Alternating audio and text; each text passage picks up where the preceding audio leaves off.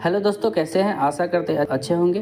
तो इस वीडियो में बताने वाले हैं कि अगर आप स्क्रीन रिकॉर्ड करते हैं तो उसमें रिकॉर्ड तो हो जाता है लेकिन आपका आवाज़ नहीं आता है। तो कैसे आएगा आपका आवाज़? तो चलिए वीडियो का अंत तक बने रहें, बताते हैं फीचर किस प्रकार से आपका आवाज़ आएगा। तो चलिए फाइनली हमको मोबाइल के स्क्रीन पे आ जाना है। उसके बाद ऊपर जाएंगे, इस तरह से नीचे स्क्रॉल करेंगे। उसके बाद यहाँ पे देखेंगे तो हमारा रिकॉर्डिंग का लोगो दिख रहा है। यहाँ पे प्रेस करके रखेंगे, कुछ इस तरह से प्रेस करेंगे साउंड सोर्स। तो हम यहाँ पे करेंगे प्रेस साउंड सोर्स पे प्रेस करने के बाद हमको यहाँ पे कर देना है माइक्रोफोन पर ठीक माइक्रोफोन पर टिक। उसके बाद जब आप रिकॉर्ड करेंगे तो आपको वीडियो भी रिकॉर्ड होगा, स्क्रीन भी रिकॉर्ड होगा और आपका वॉइस भी आ जाएगा।